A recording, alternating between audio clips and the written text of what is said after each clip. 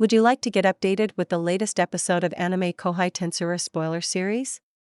It's episode number 438, Volume 16, Chapter 2, Part 10, entitled, Seal Restrains Shion's Evolution to Mitigate the Threat. Support the channel and you will have access to 3 episodes per week. Check out her Patreon page if you get a chance. The medallion must have been the key that allowed access to the King of the Labyrinth. Of course. We need to beat the 10 marvels to access their king. By the time we came in, 4 of their keys were already ours. Yes. And it seems not just the White King, but his bodyguard as well. They both counted as marvels, said Krishna. They did? Then if Kanzis wins his battle, we'll have 8 by the time we challenge this floor and at least 9 afterward. Kind of a pale shadow of a hope at the moment, but at least it's a way forward. If they could get a ticket back to the surface right now, all of them swore they'd never venture back in. That's how horrible this labyrinth was. But that wish wasn't about to come true. Unless they beat whatever was ahead, they were never getting out of this place alive. They had prepared for this the moment they went in, which now felt like a whole lifetime ago. The only thing left for them to do was push on. So Minutes and his newfound comrades rested as they awaited Kansas's arrival. If they wanted to improve their chances, they needed to ease their fatigue as much as possible. Nobody touched the refreshments on the table, whether it was safe or not. They all snacked on their energy bars instead, replenishing their stamina for what might be the last time. This was now a matter of survival. When 3 minutes remained on the countdown, Minutes stood up. He checked his medallion, only to find there were no newly glowing crystals on it. His shoulders drooped. I fear Kanzis might have lost. They couldn't wait any longer. Reinforcements were not coming. Minutes abandoned the naive expectation that any would. Calmly assessing the situation, he gave precise instructions to his teammates. Right. It's time. Let's finish up prep. The Imperial Guardians silently nodded back. Taking out their pendants, they each chanted a short password. Release.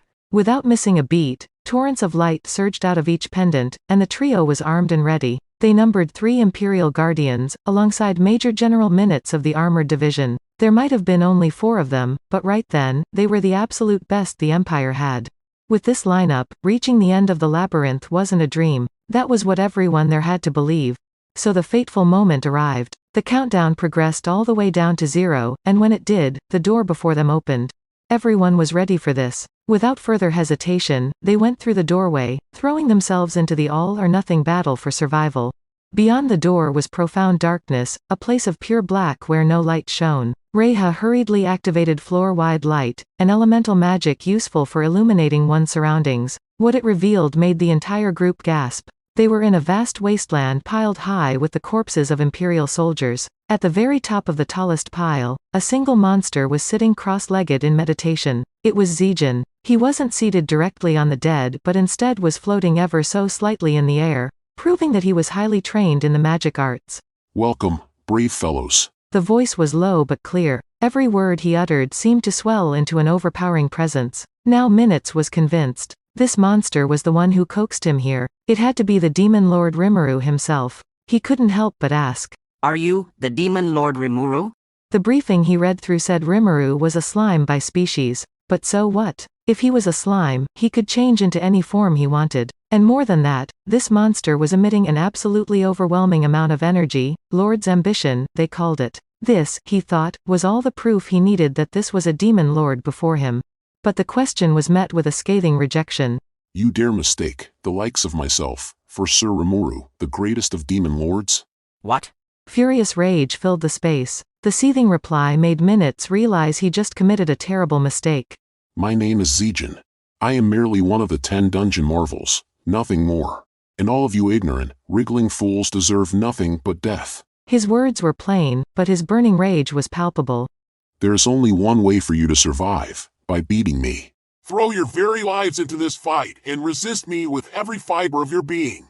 That was a pretty arrogant thing to say in front of the Empire's greatest champions, but there was not a hint of condescension in his voice. As Minutes and his team realized, Zegion was simply stating the truth as he knew it, and the only way to prove him wrong was to show him their might, just as he said. Time to go all out. Minutes told the 3 Imperial Guardians. Yes, sir. You got it. And so the mayhem began. Damn, really? That was my true, unvarnished impression. Benimaru and I were staring at the big screen in utter amazement. The scenes shown on it a moment ago, from inside the labyrinth, were now black. And that indicated that the last of the Imperial troops inside were dead. The battle was over, but the enormity of what we just witnessed had left us all momentarily speechless. Dude, he's stronger than you, yeah? That was the only thing I could begin with. Benimaru scowled, perhaps a bit unwilling to admit it. There is a small chance that is possible. Wow, he looked super crestfallen. He followed that up with a barely whispered, but I strictly mean that there's a non-zero chance, you see, but, come on, man, just admit it. Be a little honest. I attempted to fight Zegion myself. He has a fearsome sense for battle, a built-in advantage over demon opponents, and resistance to nearly all base-level magic. He truly is Sir Veldora's disciple prodigy. I might have even lost myself if I wasn't paying attention. You are not truly defeated until you admit defeat, after all. Diablo was smiling, taking the "I didn't lose, we were just practicing" approach with Zegion. But this really wasn't a laughing matter for me. That was the case for Rizul, too, wasn't it? High-end insect types seem to be kind of the natural enemies of demons, and I'd say Zegion was among the most powerful who ever existed. I should note that Testarossa and her fellow demonesses also challenged Zegion in the past, and they hadn't won against him yet, either. Diablo just loved seeing Testarossa frustrate herself against the dude, I'm sure.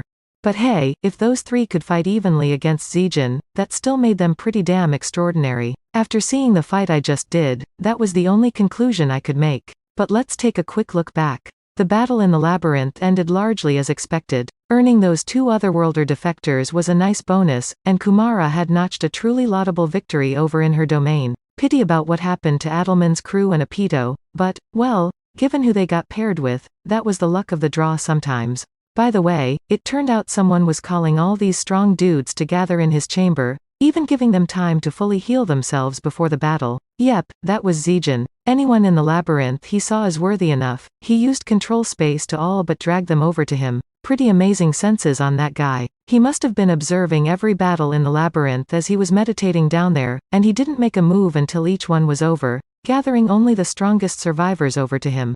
It was just the craziest thing to do. If he lost after this, he'd look like the biggest dumbass in the world, and I was sure it'd get brought up at the next Dungeon Marvels meeting. Nobody complained about it, though. Losers don't get the right to complain, maybe. But more than that, everyone recognized that Zegion had the strength to back up this act. We also had word that Veldora even gave it his personal stamp of approval. Let him do as he pleases, he had said. From Benimaru's and my point of view, the focus really should have been on setting the stage for a sure win. If he let the enemy heal itself, then lost because of some miscue. Well, that was my worry, but now there were only 4 foes left in the whole labyrinth. Now I wondered if I was ruining my Demon Lord representative by micromanaging and complaining about insignificant matters.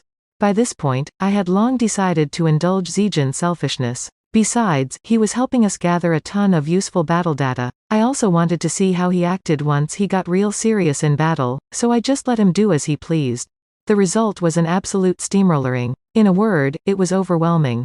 Bazin, the brawler who fended off that death dragon single-handedly, was the first to act. From his initial blow, he struck Zegion with his full power, a sword strike that seemed to shatter the earth itself. But Zegion batted the blow away with his left hand, deliberately trying to avoid impeding his opponent's motion. The gentle push on his sword threw Bazin off balance, keeping him from launching into a combination strike. Zegion wasn't about to miss that opportunity. At once, he advanced straight up to the guy, planted his right leg down, and drove his right fist into his opponent's armor. I didn't even want to know how much power was in that fist, really.